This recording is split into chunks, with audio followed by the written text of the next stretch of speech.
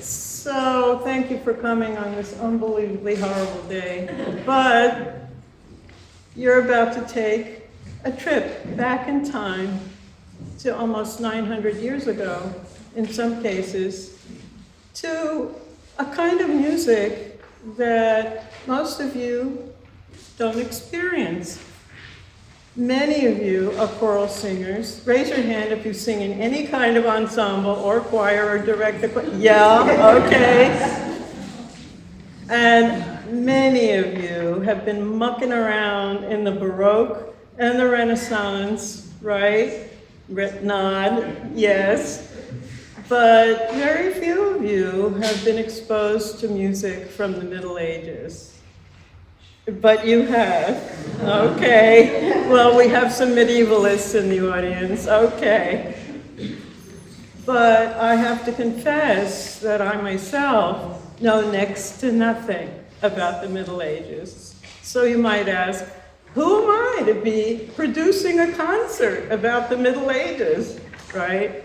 Well, how did this come about? Well, I'm sure you've all experienced this yourselves. You watched a video on YouTube and you fell down a rabbit hole. How many of you raise your hands? Has that happened to? Right? It could be Billy Strings playing bluegrass. It could be somebody singing something in a medieval church that was so hauntingly beautiful that you were absolutely transported to another place and time.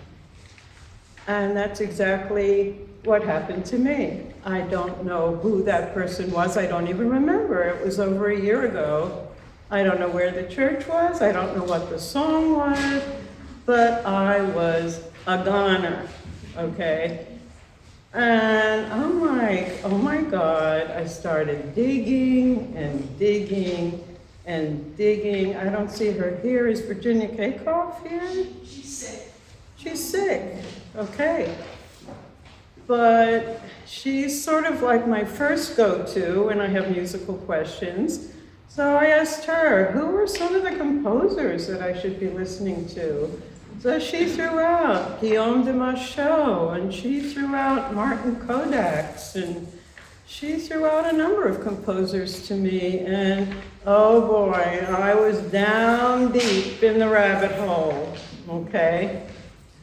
And then I started thinking, maybe I'd like to share some of this music with my musical friends. And that's you all, okay? So it's taken me about a year to pull together some wildly talented people that you're going to hear today singing some of the most gorgeous stuff that is mostly secular. Some of it church music, but mostly from the secular tradition of the Middle Ages, the troubadours, the trouvères, the minnesong, love song and poetry of the Germanic tradition. And because I know virtually nothing about this period. Yes, I watched online courses, I went to local concerts, blah, blah, blah. But I really know nothing. And for that reason, I enlisted the help of Andrew Albin from Fordham University to make some opening remarks about music from the Middle Ages, about the troubadours, and about how actually to listen to this music, to fill in some of the blanks of what we know about this period, about the plagues, the Crusades. By the way, my family is Turkish. Can we talk about the Crusades? No, let's not talk about the Crusades. Okay, so Andrew, where are you? There you are. So Andrew Albin is going to talk for a few minutes and educate the rest of us about this fascinating period. Good afternoon, everyone. Welcome to the concert. As Jaylan mentioned, I've been asked to give you a couple of remarks to help prepare your ears for the music you're about to listen to. So I'm going to tell you a little bit about the who, what, when, where, why of troubadours, a little bit about some of what's distinctive about the music of this period, and then give you a couple of pointers on what to listen for when you're listening to music, medieval music.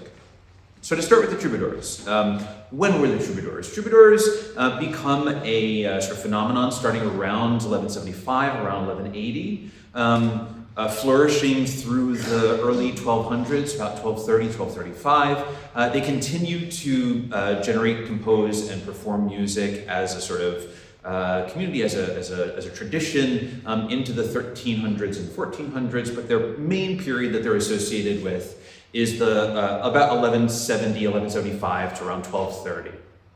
Where are the troubadours? Troubadours are based initially out of the south of France, a region during this period named Occitania. They're composing and writing in the vernacular, not in Latin, but in the language spoken by common folk, Occitan, the sort of version of French spoken in the south of France. The movement starts there and then spreads to other parts of Europe. So in the north, they pick up the tradition. That's where the troubadours come from. In Germany, it gets picked up. That's where the Minnesänger come from. It also gets picked up in Italy, in Spain. It becomes a trans-European phenomenon. Who were the troubadours? Troubadours were men, some women, aristocratic and not, usually attached to a court or to a patron, and were involved in performing as part of that court life. Part of their responsibility, part of where they gained their livelihood from, was in composing text, music, and then performing the music and text that they had composed. There's an important distinction to be drawn here, though, between the troubadours who were attached to court life and were not traveling minstrels. This is a common misconception. We have this sort of image in our head of bards wandering from court to court, performing their music to pay for their meal and their livelihood. These weren't the troubadours. The troubadours were attached to courts. There was a different class of performers known as jongleurs, and they were more of that type. They would take the songs composed by troubadours, trouvères, etc., and travel from court to court and perform their songs. What were troubadours? What were they composing? What were they writing? So, as I mentioned, troubadours composed and performed their own songs. Their thematic focus was often the love at court, and that could be either love for one's patron, for one's lord. It could be love for a paramour, or the topics could be moral and didactic, sort of ethical lessons, moral lessons, religious lessons. There's often a dialogue between troubadours. So troubadours were known to one another. They exchanged works. They exchanged poems. They had arguments with one another in their compositions. They tried to one-up one another in their compositions. So it's a very active exchange, often with shared references, shared materials, shared verse forms, shared code words. An important thing to know about this repertoire, too, is that many more poems survive than music survives. So we have lots of poems, only some of which survive in music, some of which you'll hear tonight, or this afternoon. So medieval music. What's distinctive about medieval music? Most of the surviving music from this period is vocal music. We get some instrumental music starting in the mid-1300s, but most of what you're hearing today is vocal music and is composed with the voice first in mind.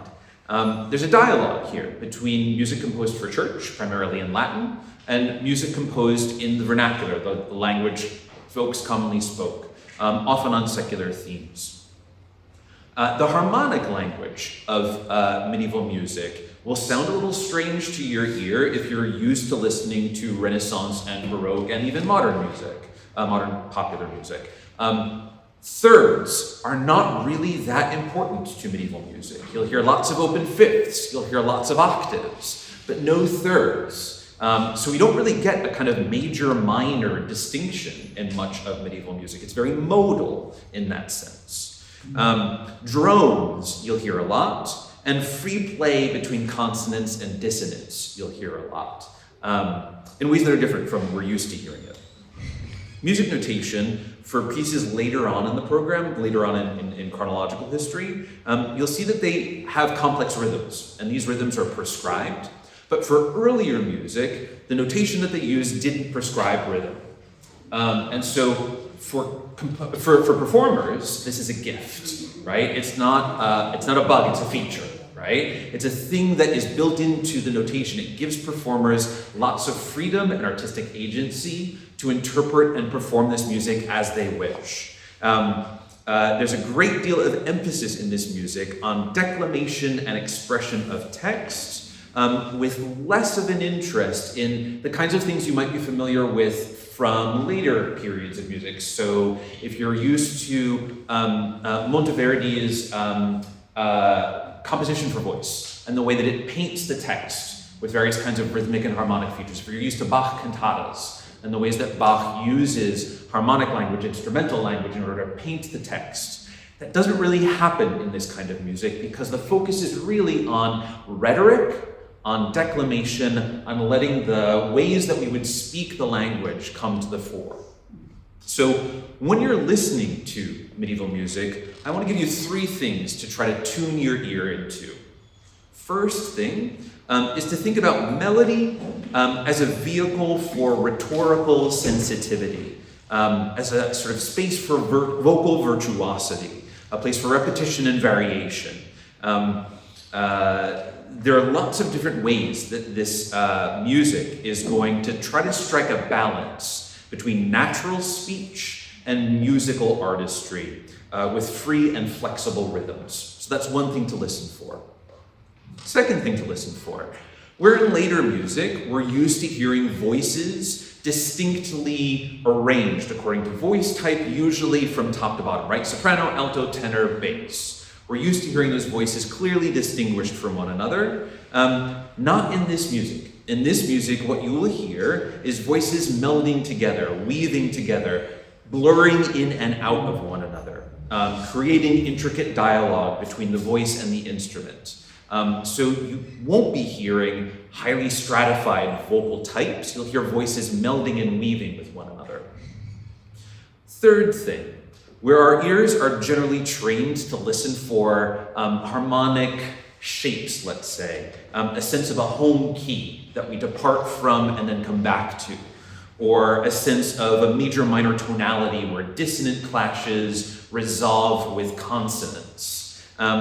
This is not going to give that to you. What it's going to give you instead is the drama that comes from diversity and contrast of texture, of timbre, of the sounds of different instrument types and different vocal types, the drama that comes from repetition and variation, and the drama that comes from free exploration and ornamentation of a melodic line. So again, 3 things to tune your ears for, right? First, melody is a vehicle for vocal expression and virtuosity. Second, the weaving and melding of voices in a same, more or less same register. And then the diversity of timbre and texture. And so I invite you to sort of tune your ears to these qualities, which characterize music of the 12th century and afterwards, and listen for all there is that's new and novel to hear in this kind of music that you're about to hear. Thank you so much.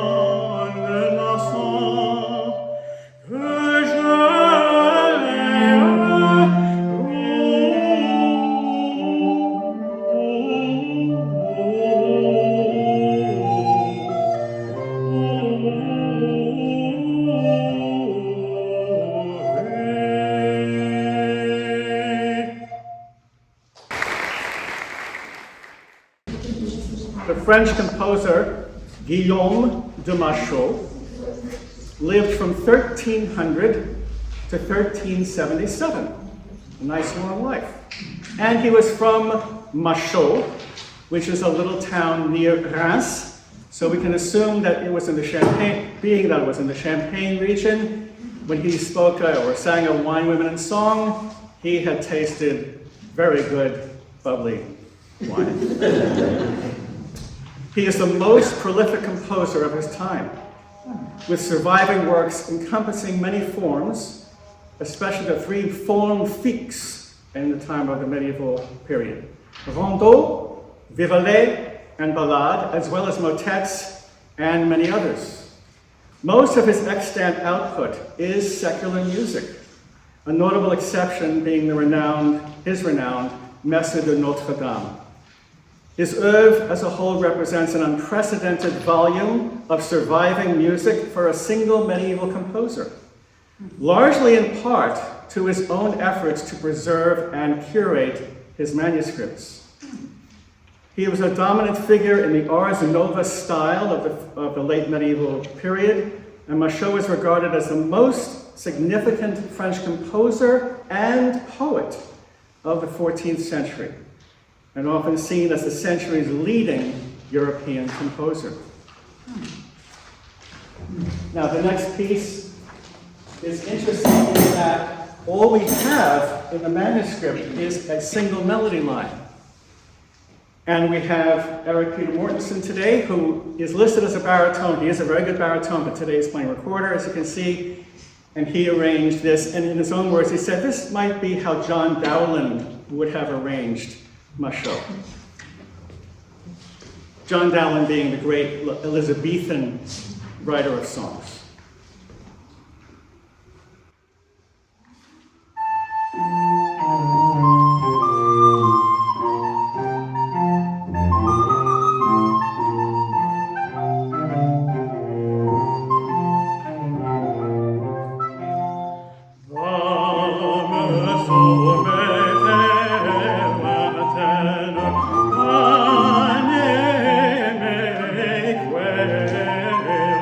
Oh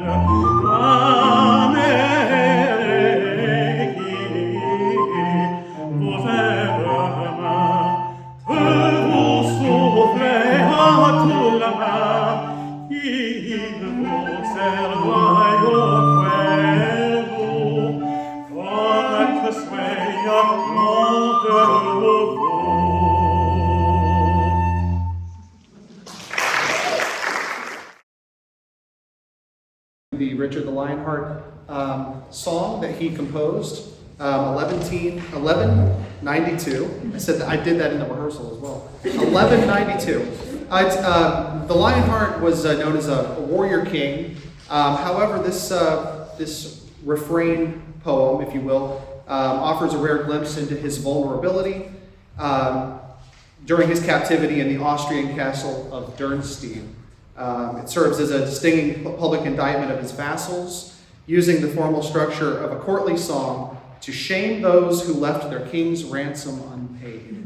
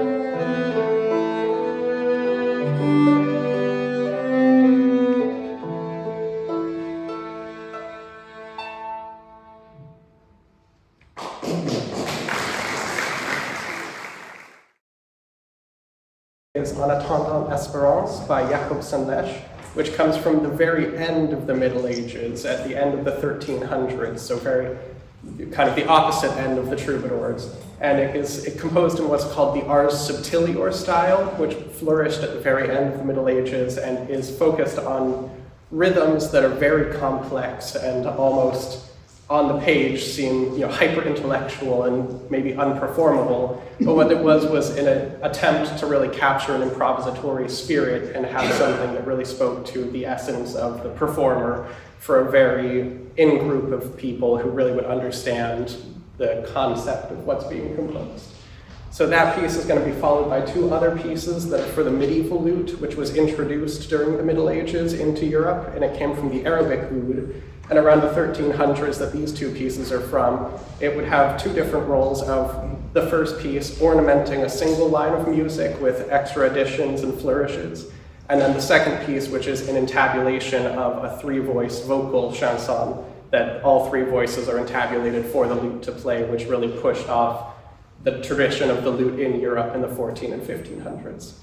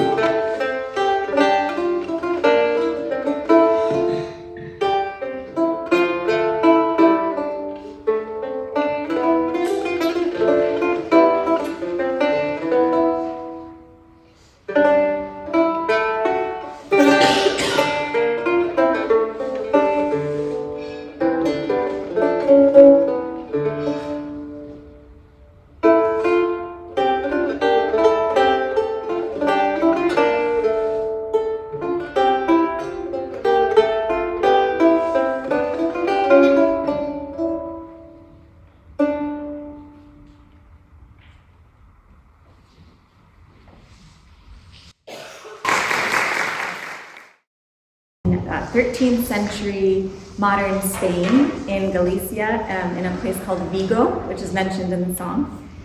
He was a joglar, or a minstrel, which is like a troubadour, but not a noble person. And he's known for 7 surviving cantigas de amigo, which is a genre of poem about absent love from a feminine perspective. And his are the only surviving works of this genre that still exist with the words and the music. So this song is called Ondas do Mar Vigo, Waves of the Sea at Vigo. And the first line is, "O waves of the sea at Vigo, have you seen my beloved? God help me, is he coming?"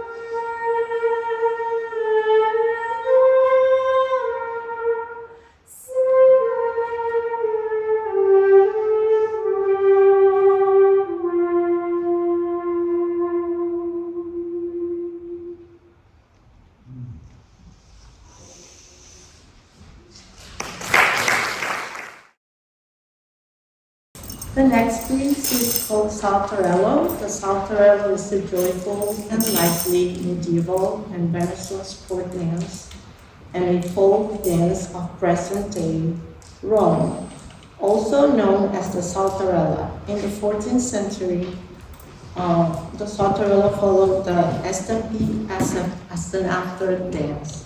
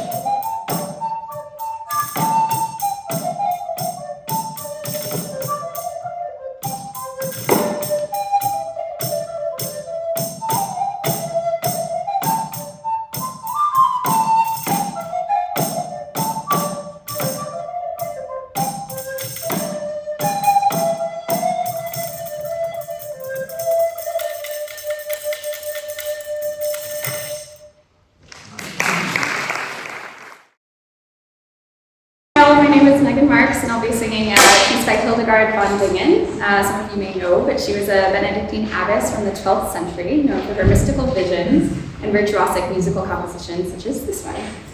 The phrase and the title of this piece is Aer enim volat, which means for the air is fleet. It reflects a common medieval idea that air and breath symbolize the movement of the spirit, linking the physical world to divine action. Hope you enjoy.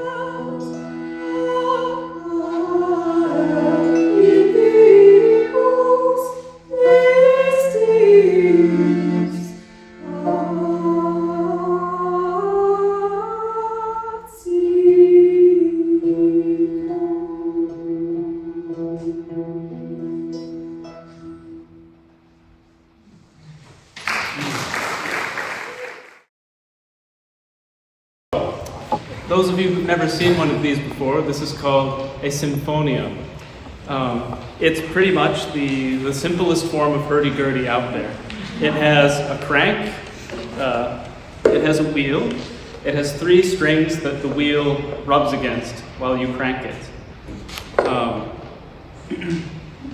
It shows up in lots of manuscripts from like the 11th through 14th centuries. And one very special thing about this one is I decided to get really fussy and only get white keys as they show in the manuscripts. So you can only play in one key. The nice thing is that if it's set up in the key that you're singing in, there are no wrong notes. So I'll be accompanying myself on a troubadour song with this by a man named Pierre d'Auvergne, who we don't know exactly when he lived, but we just know when he worked, around 1550 until 1580. We know that he was born in the bourgeois class. He wasn't a nobleman, but that he worked for several eminent courts, and that after his lifetime, he developed a strong reputation as one of the greatest melody composers. And the melody of this song was mentioned in later centuries as being one of the finest of the entire troubadour repertoire. I don't know if you've seen the sources that they use. They're 4-line staffs. And so if the melody has a long range, they have to change the clef in the middle. And this one has 10 clef changes. They told me a lot of Jaylan's choir friends were here, so you guys would get how terrifying clef changes are. But really special melody. Baby, it's cold outside. Let's learn about the arts of love.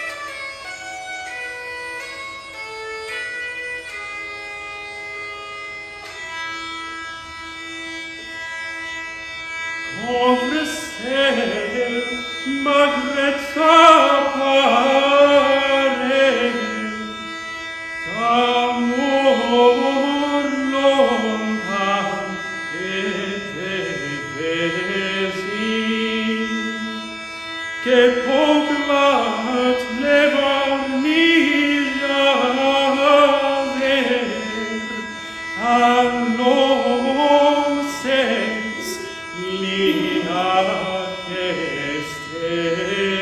gris.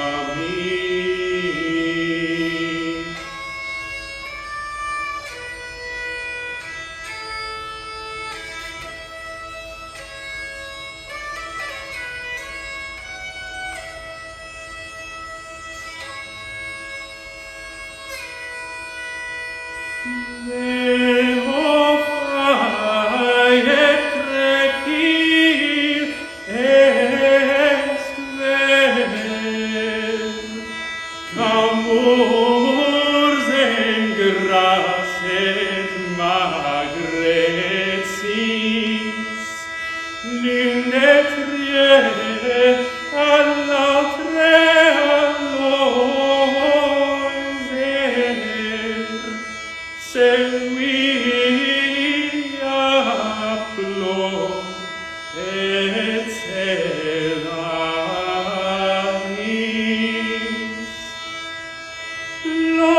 Lonteinne quel volert manat, o melendis,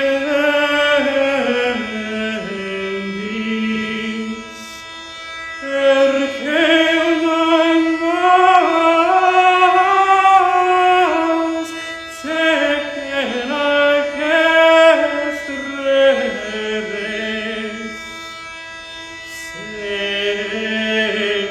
noves rem descos nedegaris.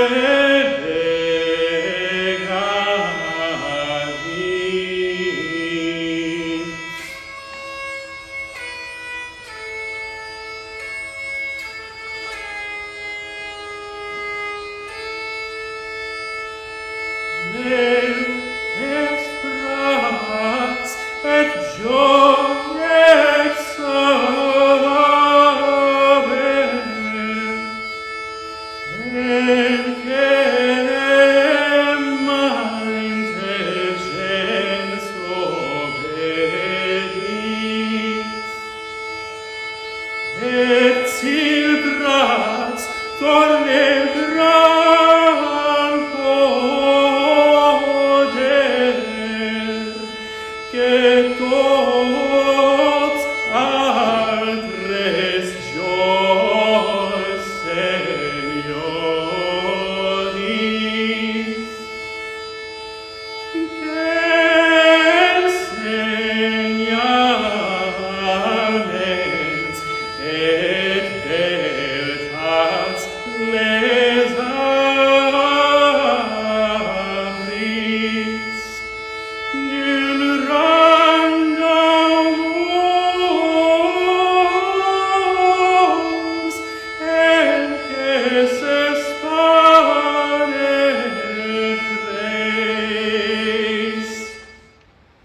Plein de douceur, vert et blanc, comme nid.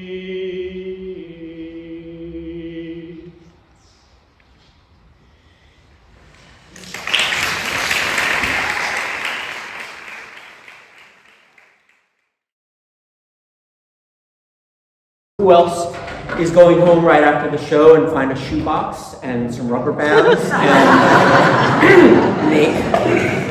Because dang, that's amazing. Okay, this is a sacred piece, but well, depending on your perspective, it's certainly a story, whether it's true, or it's a story. And anyone, priest or cantor or mystic, who is telling these stories is a storyteller. That's their job. And so I think this piece fits in nicely. I have two requests for you before I start.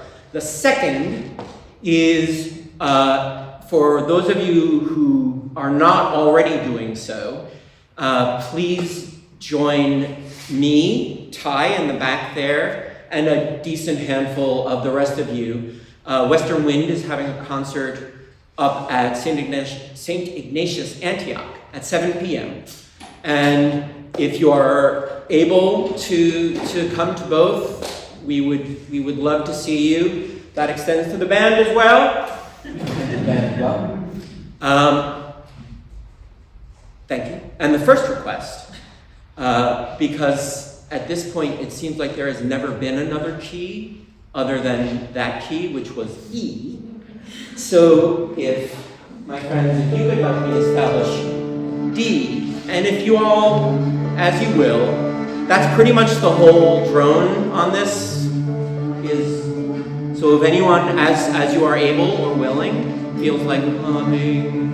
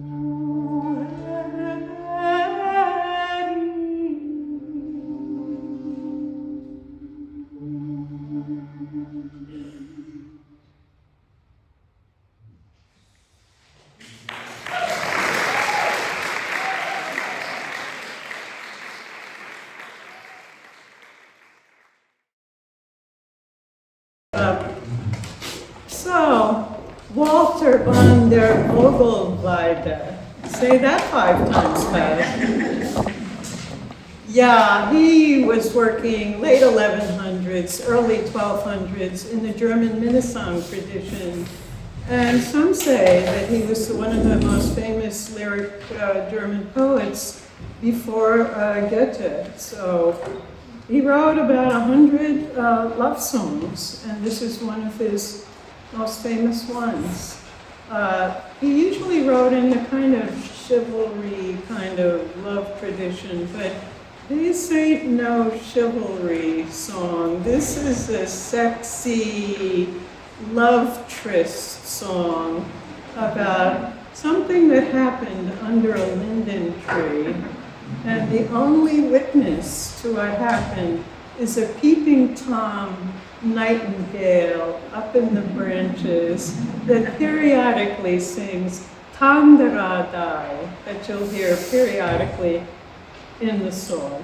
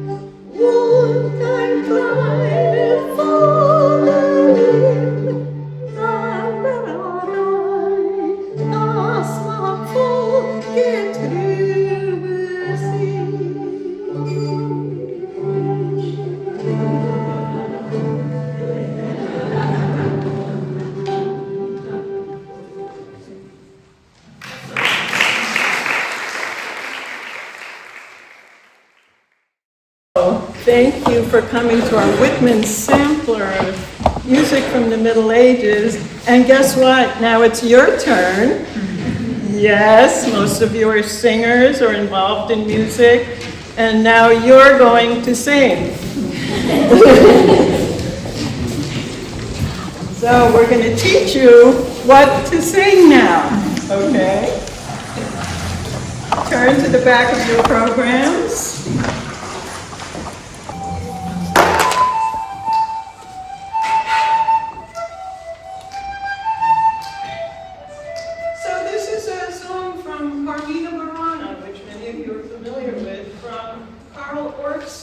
Version of it from the 20th century, but in fact it dates way back to the Middle Ages.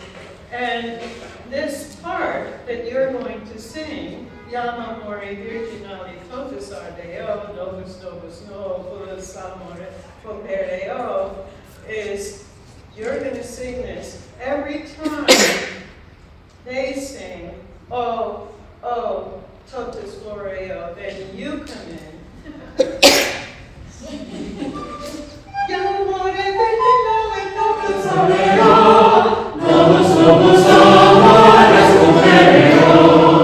Okay, so let's do that again. This being choir practice. You know what that's like, right? Repetition. Okay, let's do it again.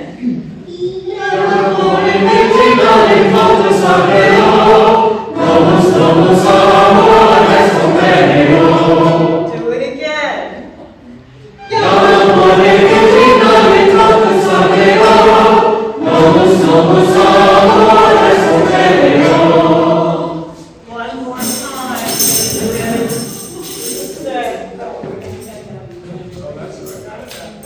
One more time. One more time.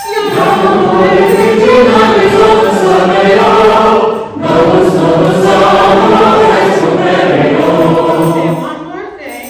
I'm going to give this tambourine. Who's a volunteer? Come on, guys. Martha, where are you? Your job is hold on to this and bang on it for verse 1, and then you have to hand it to someone else for verse 2. And then that person hands it to someone else for verse 3. So you have to be willing to let go of it for every single verse to the next person. It means you have to be willing to take it from whoever. That's right. Don't be greedy.